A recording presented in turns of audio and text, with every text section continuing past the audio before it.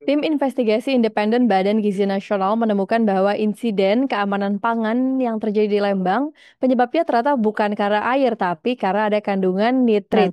Nah, kita akan langsung membahas hal ini bersama dengan Wakil Kepala Badan Gizi Nasional, Ibu Nanik. Selamat malam, Ibu Nanik. Selamat malam, Mbak. Apa Oke, kabar? Ibu, kabar baik. Ibu gimana kabarnya? Alhamdulillah baik nih. Jadi wawancaranya di mobil nih, dari mobil mau ke Oke, acara. Ibu. Oke, Siap Ibu, nggak apa-apa Ibu. Oke Ibu, kita mau nanya dong Bu. Kemarin hasil investigasi dari BGN menyebutkan bahwa penyebab insiden di Lembang itu adalah tingginya kadar nitrit ya Bu. Jadi penyebabnya bukan dari airnya. Tapi apa ya, sih Bu yang paling penting kira-kira dari temuan ini bagi pengawasan program makan bergizi nasional? oke. Nitrit ini sebetulnya eh, ada positifnya, ada negatifnya. Nitrit ini eh, dia ada yang kita temukan itu. Nitrit itu bisa di air, bisa di mana. Tapi yang kita ketemukan itu adalah nitrit pada sayuran dalam jumlah yang cukup besar ya. Nah, dalam jumlah kecil, nitrit ini sebetulnya bagus, yaitu untuk bisa melindungi pencernaan. Tapi kalau dalam jumlah besar memang menyebabkan kadang-kadang agak mual, pokoknya sakit perut lah kayak gitu. Terutama untuk anak-anak yang nggak biasa makan sayur. Nah, mungkin ini akan menjadi bermasalah gitu. Dan nitrit ini nggak bisa, tidak bisa dibuang, tidak bisa dicuci, atau tidak bisa direbus. Jadi ya dia akan ada gitu. Makanya lalu mungkin Mbak mau tanya, pertanyaannya bagaimana kami mengatasi itu? Kami akan bekerja sama dengan Dinas Pertanian setempat agar petani ini tidak banyak menggunakan pupuk nitrit untuk sayur-sayuran terutama yang masuk ke MBG. Oke, Ibu tadi selain bekerja sama dengan Dinas Pertanian ya Bu, tapi kan ada juga nih terkait dengan BGN menyinggung dari SLHS itu dari yang dikeluarkan oleh Dinas Kesehatan. Apakah dengan adanya insiden seperti ini juga akan BGN akan mengevaluasi Dinas Kesehatan terkait dengan penerbitan SLHS itu sendiri Bu? Ya, kalau SLHS itu kan nggak pada kandungan ya, Mbak. Mm-mm. SLHS itu pada misalnya tata kelola, kemudian apa namanya tata kelola, lalu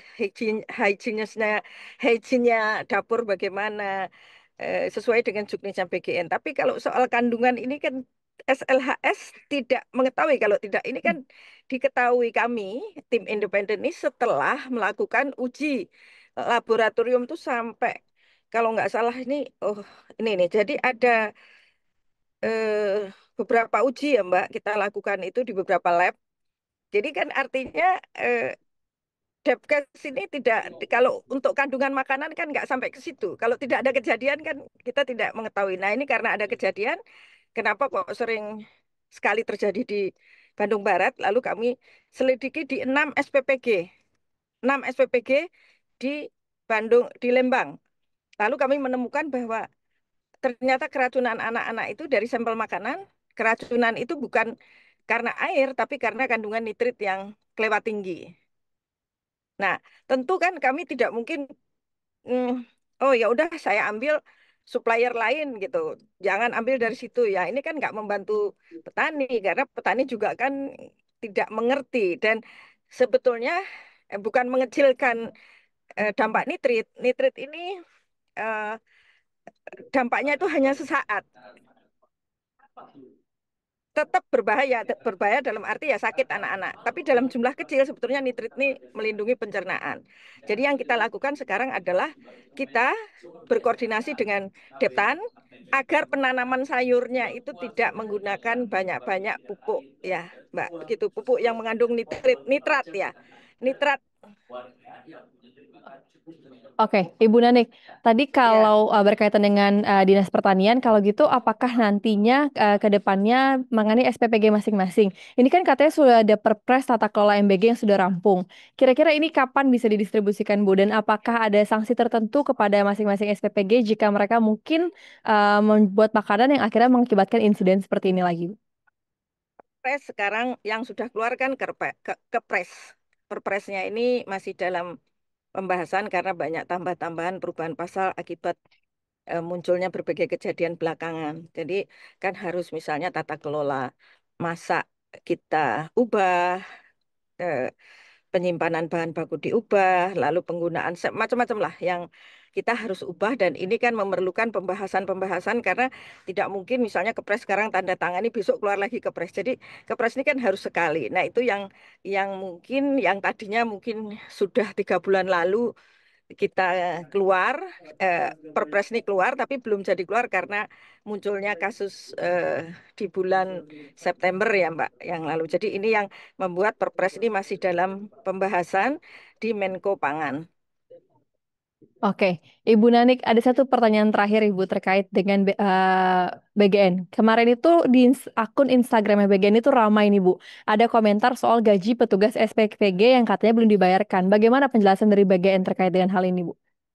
Eh, SP, jadi gini, SPPI di SPPG ini ada namanya ada dua. Di SPPG itu nama dapurnya. Di dalamnya ada anak SPPI, ada akuntan, ada ahli gizi. Untuk SPPI itu yang batch 1, batch 2 itu sudah selesai. Batch 3 sekarang juga sudah selesai itu sebanyak 30.000. Itu hanya masalah teknis aja. Nah, sekarang yang juga dalam proses dan bahkan juga sudah selesai, hampir selesai, yaitu ahli gizi dan akuntan. Jadi eh, rasanya sekarang udah selesai deh Mbak itu. Karena jumlahnya itu untuk tiga pekerjaan ini 97.000 orang. Jadi ini masalah teknis. Jadi bukan masalah karena nggak ada duitnya atau apa. Duitnya ada. Ini mengantri lah istilahnya seperti itu. Dan kita misalnya ada yang terlambat, kita kasih apa namanya gajinya itu dirapel gitu Mbak. Oke, baik Ibu Nanik, terima kasih banyak Ibu untuk waktunya. Ya, Hati-hati di jalan Ibu, selamat malam. ya makasih. Semoga Selamat sehat malam. selalu. Ya, sehat. Nah, tadi adalah wawancara singkat kita bersama dengan Ibu Nanik, Wakil Kepala Badan Gizi Nasional terkait dengan insiden keamanan pangan dan juga sejumlah hal lain yang berkaitan dengan Badan Gizi Nasional. Kalau ada yang mau didiskusikan, boleh tulis di kolom komentar dan jangan lupa like dan juga subscribe.